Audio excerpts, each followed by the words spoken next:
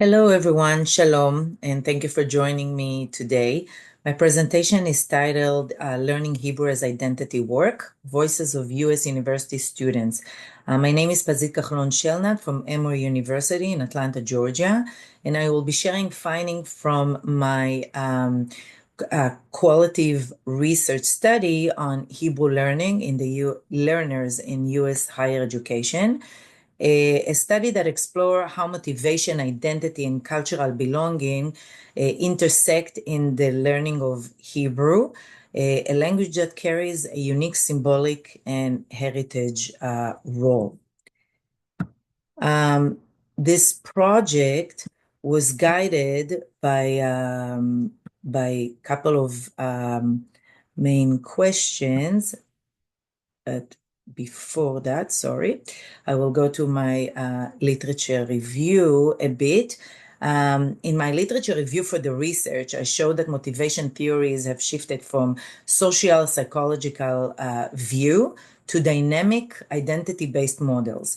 Identity is central since language learning means negotiating culture, power, and belonging.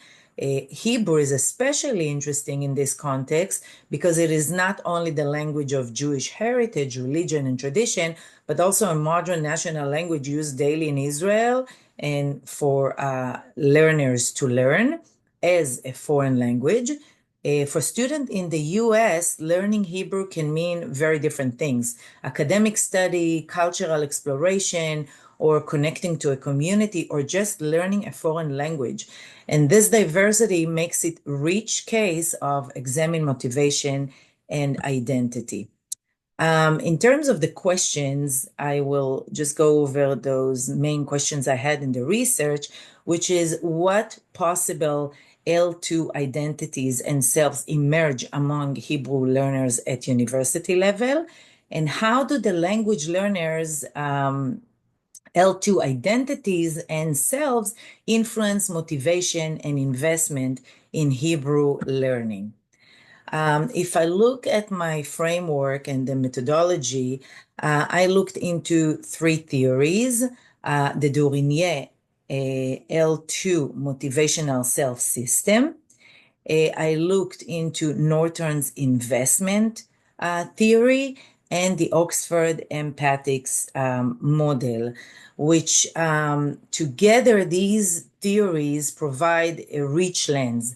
Means Dorenier help us understand the vision of the self. Norton and Darwin reveal the social and ideological dimension of investment. And Oxford highlights the emotional and holistic aspect of language learning. My method was a semi-structured, in-depth interview for 10 students. Each one of them was interviewed twice. And, one of the quotes that stands with me from this research was one of them saying, learning Hebrew helped me see myself differently as part of something larger. And we will explore it in a second. So the main categories that came out of this research were 5 categories, and they were divided to themes and sub-themes. And I'm summarizing really the main themes here. In the category of future self, all 10 participants described some kind of future vision of themselves with the Hebrew. 6 students imagined themselves fluent speakers, even dreaming in Hebrew. 4 emphasized cultural and social belonging, means being able to join Israeli or Jewish conversation.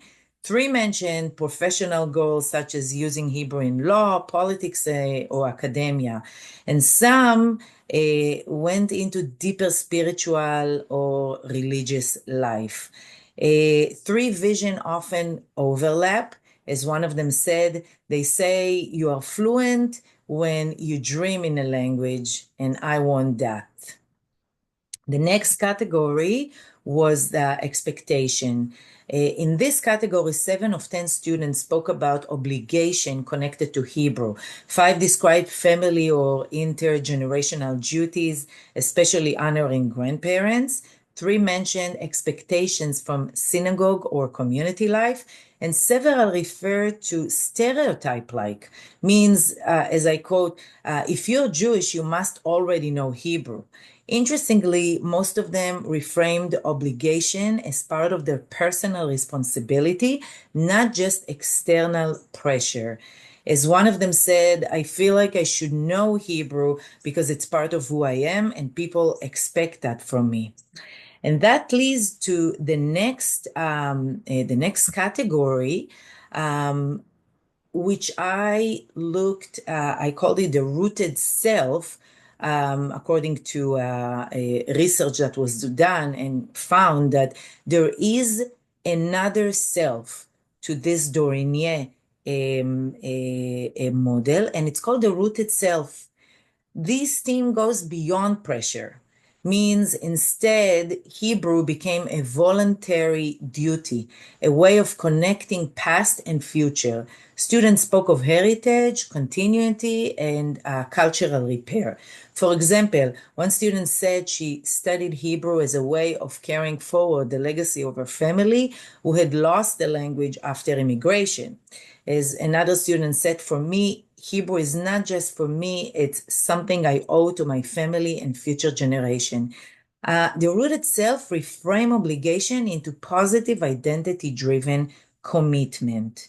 The next category is the learning environment, where here learning environment was crucial for some students because seven spoke about how the teacher is a big part of it, describing them as either inspiring or discouraging.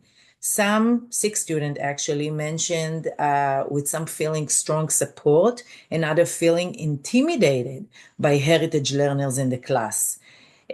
Five explicitly mention curriculum content, means pluralistic text like Mizrahi Jewish films increase belonging, while overly narrow Zionist framing alienated some. Emotional climate mattered deeply. Humor and warmth created safety, while fear silenced participation. Like another student said, our teacher makes Hebrew comes alive. It's not just grammar, it's cultural and laughter. The next category is the category of investment, which is, you can see here the model of Darwin and Norton that is describing it as the intersection between ideology of the language, the capital, and the identity of the student. If we look at the themes that came up on this research, seven students connected Hebrew to Israel or the global Jewish world. For them, speaking Hebrew meant entry into a community, imagined community, larger than themselves. Four students use Hebrew to repair family gaps or interfaith roots. One student explained that Hebrew allowed her to reconnect with her Jewish grandfather's heritage. In terms of capital, some students look at the Hebrew as a symbolic prestige. It gave them access to Jewish ritual, academic opportunities, and recognition in their communities. They were all Jewish students. Conflict and risk, three participants described concealing their Hebrew learning, often due to political sensitiveness. One said that even said that admitting she studied Hebrew felt too political in some social circles, so she avoided even saying that. Another mentioned it was a way to honor my grandfather, reclaiming something lost. So while investment often led to empowerment, it could also expose students to tension, which I'm going to talk about it in the next slide. And you can see here that 9 of the 10 participants described tension in their Hebrew learning. They felt both empowered and burdened. On one hand, Hebrew offered, pride and heritage, and on the other hand, it came with they felt both. It came with expectations and judgment. For some, Hebrew was primarily spiritual, and for others, it became political. Students negotiated constantly between choice and obligation, identity and stereotype. As one of them said, sometimes Hebrew felt more political than spiritual, like it came with a baggage. This tension reveal how motivation is never purely internal. It is shaped by wider social and political context. The conclusion of this research, as we have seen, Hebrew learning is never just about mastering a set of skill. For these students, it became a form of identity work tied to who they are and who they want to be. Their investment is strongly shaped by ideology. For some, Hebrew feels politically heavy, while others reclaim it as spiritual, cultural, or symbolic capital. Along the way, many of them undergo identity shift, rethinking what it means to be Jewish, Christian, American, or part of a global community. Finally, this shows us that as teachers, we have not only teaching a language, we can facilitator of meaning. We are facilitators of meaning. Our role is to honor the complexity, validate the tension, and empower students to use Hebrew or any other heritage language in ways that feel authentic and transformative for them. The implication of this study, if we look at the student experience, it's clear that Hebrew learning is never just about vocabulary and grammar. It's tied to ideology, identity, and the sense of belonging. Some students feel the political baggage of Hebrew, while others see it as a spiritual or cultural capital. As teacher, our role is to recognize this complexity.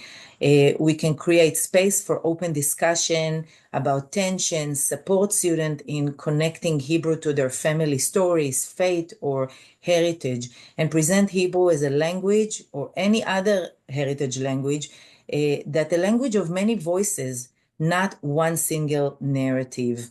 Hebrew was for these students a bridge between past and future, between self and community, and between obligation and agency.